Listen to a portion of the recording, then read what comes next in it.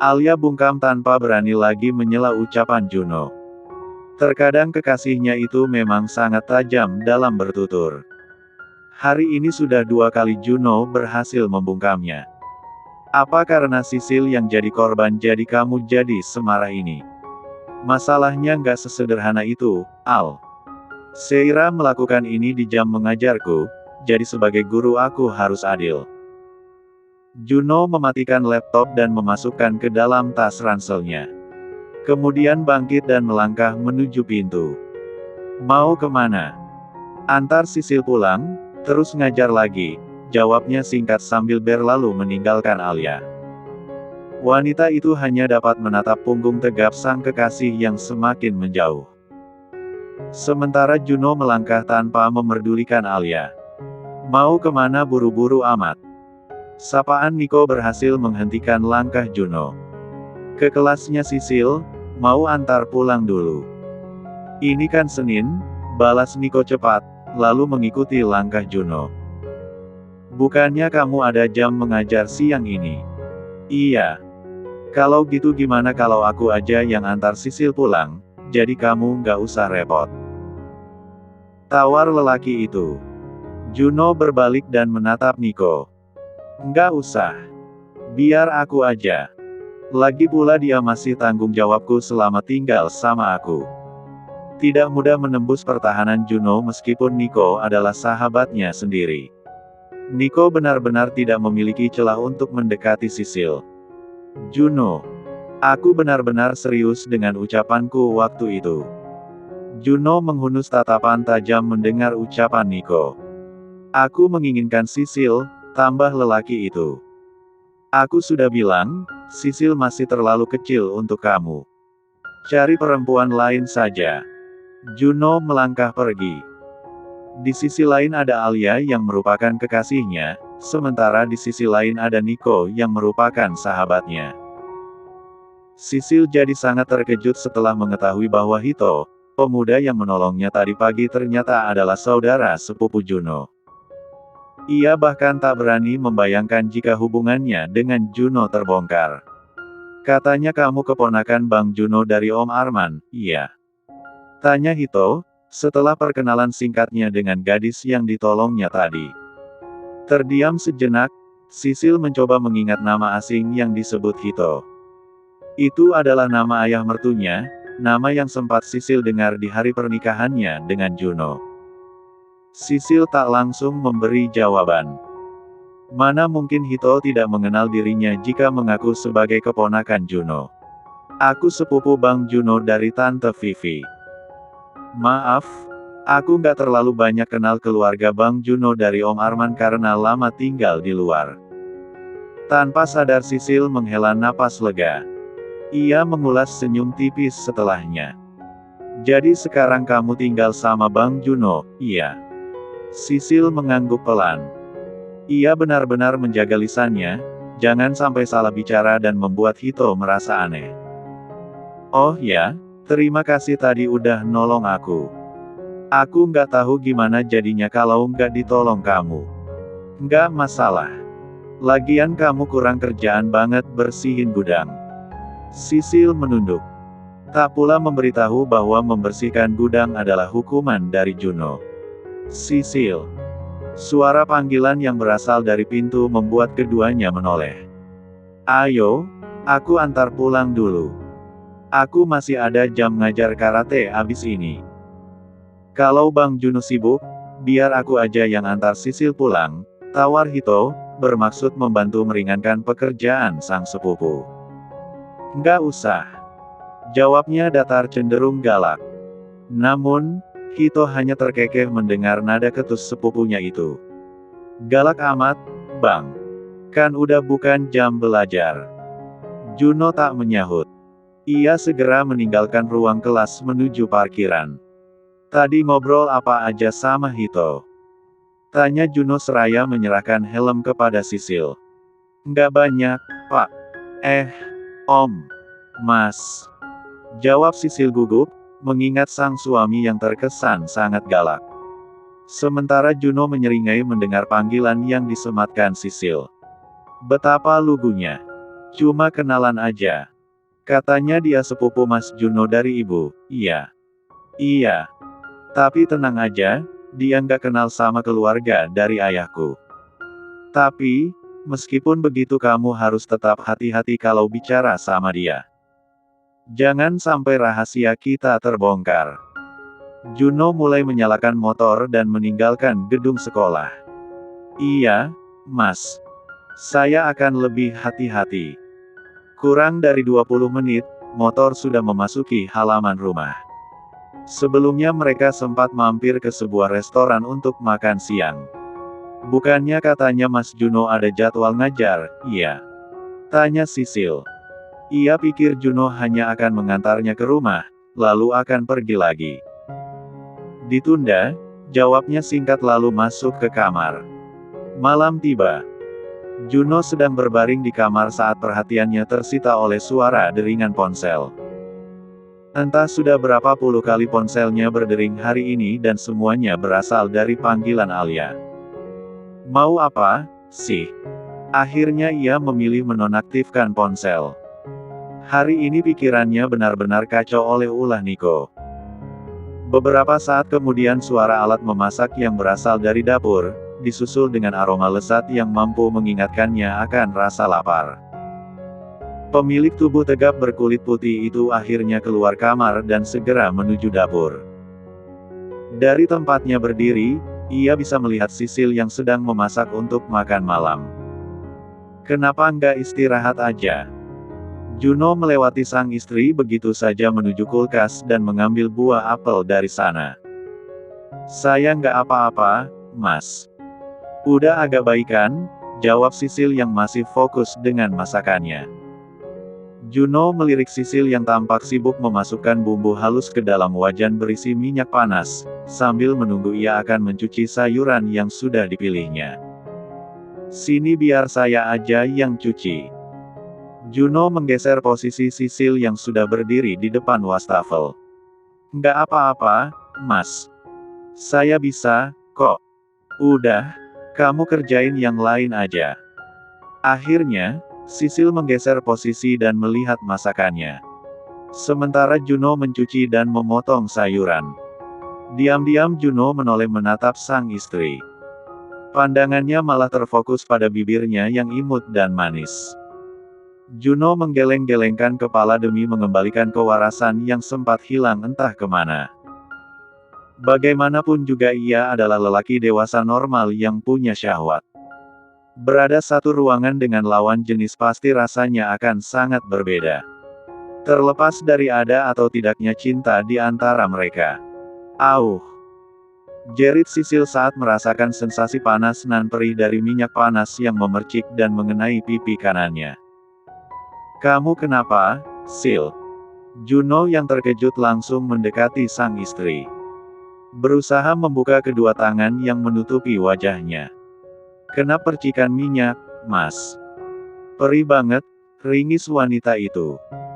Coba aku lihat, lepas dulu tangannya, pinta Juno. Perlahan Sisil melepas kedua tangan yang menutupi wajah untuk diperlihatkan kepada Juno. Lelaki itu refleks melepas kacamata yang membingkai mata Sisil, sementara ibu jarinya bergerak mengusap pipi sang istri yang sedikit memerah. Yang ini, kan? Tanyanya sembari mengusap pipi. Sisil mengangguk pelan. Nggak apa-apa, kok. Cuma merah aja, bisiknya pelan. Aku serius dengan ucapanku tadi, aku benar-benar menginginkan Sisil. Entah mengapa ucapan Niko tadi terus membayangi ingatan Juno. Matanya menatap wajah polos yang sama sekali tidak terpoles makeup itu. Juno baru menyadari jika dilihat dari jarak dekat, Sisil tampak lebih manis. Tanpa sadar, ibu jari Juno yang semula di pipi berpindah ke bibir, mengusapnya perlahan. Tanpa disadari oleh Juno, sepasang mata sedang menatapnya tanpa berkedip. Alia merasakan seluruh tubuhnya membeku, bahkan seolah terkunci. Adegan yang ia temukan membuat seluruh tubuhnya terasa meremang. Jika dulu ia melihat adegan yang sama demi menyelamatkan Sisil yang pingsan karena menghirup asap, apakah terkena percikan minyak panas juga butuh napas buatan? Juno.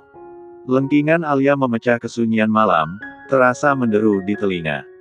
Kelopak mata nyaris tak dapat mengerjap. Tubuhnya membeku di antara rasa terkejut. Pemandangan yang ia temukan bak pedang yang menghunus jantung. Sakit dan perih. Di depan matanya sendiri, ia melihat betapa sang kekasih begitu menikmati sentuhan B1 bir dari seorang gadis yang selama ini diakuinya sebagai kerabat. Sementara Juno yang baru saja kedapatan itu melepas peni 4 tuan dari Sisil. Menoleh ke arah dinding pembatas antara ruang tamu dan dapur. Apa-apaan kalian berdua? Cecar Alia, masih dengan napas terasa berat. Matanya berkilat memancarkan amarah yang meletup-letup. Jadi seperti ini kelakuan kalian di rumah. Sisil yang sama terkejutnya pun langsung tersadar begitu mengendus aroma gosong. Ia segera bangkit dan mematikan kompor. Kepulan asap terlihat dari sana. Ia terdiam, tak berani menoleh kepada tamu yang baru saja hadir di antara mereka. Kenapa masuk nggak ketuk pintu dulu? Tanya Juno. Alia tertawa sinis. Sejak kapan kamu peduli aku ketuk pintu atau enggak? Kamu sendiri membebaskan aku masuk ke rumah ini kapan saja. Sekarang jelaskan apa yang barusan aku lihat.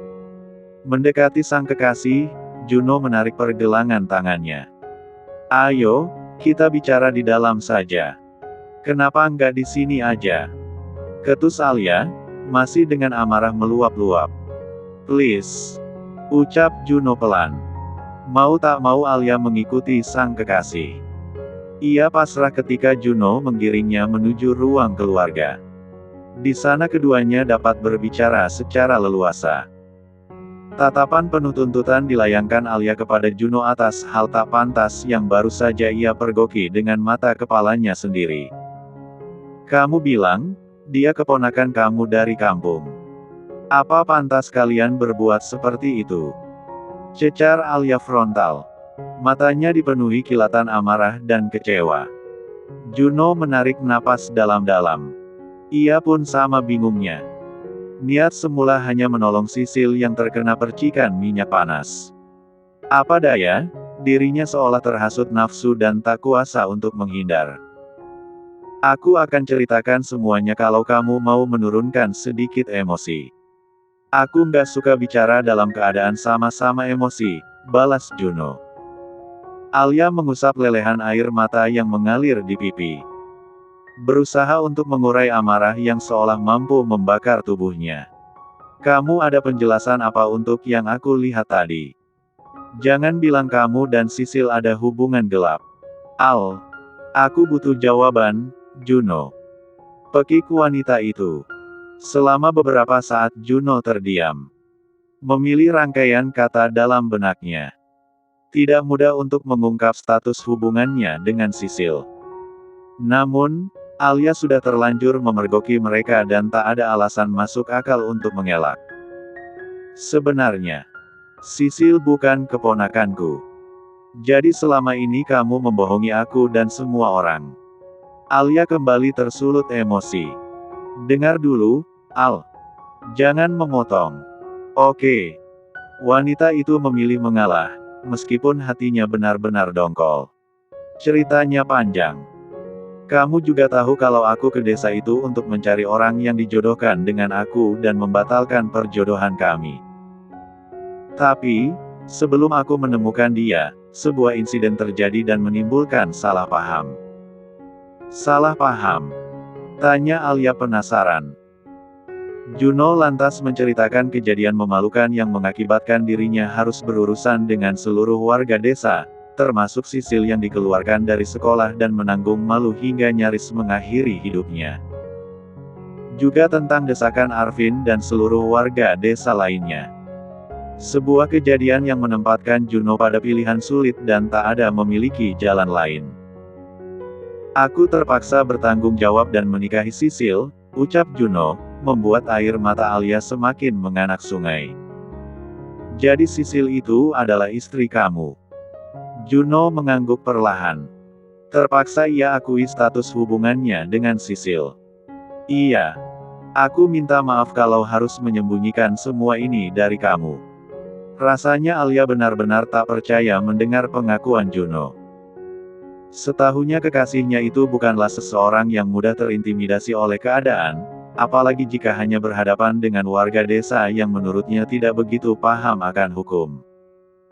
Tapi kenapa kamu harus menikahi dia? Kamu bisa memberi kompensasi berupa uang, kan? Aku sudah coba, Al. Tapi, mereka tidak terima dan tetap menuntut aku untuk menikahi Sisil. Aku nggak bisa apa-apa. Apalagi rekaman video itu ada di tangan mereka. Kalau tersebar, bayangkan apa yang akan terjadi. Alia masih terisak-isak. Hatinya perih mengetahui fakta bahwa kekasih yang sangat ia banggakan itu ternyata adalah suami orang. Lebih buruk lagi, wanita yang menjadi istri Juno adalah murid mereka sendiri. Sudah sejauh mana hubungan kamu dengan Sisil? Alia melayangkan tatapan curiga. Nggak sejauh yang kamu bayangkan. Bullshit. Maki Alia. Barusan aku mergokin kamu Civem 4N sama dia. Apa jangan-jangan kamu sudah sering Devrin dia? Ya ampun, Al. Juno mulai hilang kesabaran. Kamu laki-laki normal, Juno. Laki-laki mana yang akan tahan berada satu rumah dengan perempuan yang sebenarnya halal untuk dia sentuh? Bullshit banget kalau kamu bilang nggak tergoda meskipun dia anak kecil, culun dan nggak menarik sama sekali. Kamu kejauhan mikirnya. Kamu yang kejauhan bertindak. Bahkan untuk hal seperti ini saja kamu rahasiakan dari aku. Kalau tadi aku nggak pergokin kalian, sampai kapan kamu akan membohongi aku? Merasa tak ada gunanya memberi penjelasan secara lisan tanpa bukti, Juno melangkah menuju kamarnya dan kembali dalam beberapa menit. Sebuah map berwarna coklat muda ia geser ke hadapan Alia. Apa ini? Buka aja dan baca baik-baik. Dalam jiwa yang dipenuhi amarah, Alia membuka map dan mengeluarkan beberapa lembar kertas dari sana. Kata demi kata yang tertera ia baca dengan teliti tanpa melewatkan satu bait pun. Kamu lihat sendiri, itu perjanjian tertulis antara aku dan Sisil. Poin pertama sudah jelas kalau kami hanya menikah kontrak dan akan berpisah setelah kelulusan. Poin kedua tidak ada hubungan badan, dan juga perjanjian lainnya. Alia tak langsung mempercayai Juno. Bisa saja semua perjanjian ini sudah ia langgar. Lalu Civem 4N tadi. Aku nggak tahu, Al. Aku hanya refleks. Nggak ada niat ke sana. Dengan gampangnya kamu ngomong refleks, cibir Alia. Sekarang baru Civem 4N, bisa aja nanti kamu nggak sadar untuk dur dengan dia. Ini yang bikin aku nggak ceritain masalah ini ke kamu, tutur Juno. Kamu curiganya berlebihan. Gimana aku nggak curiga kalau aku merasa kamu semakin jauh dari aku? Pantas aja kamu berubah, ternyata karena udah jadi suami orang.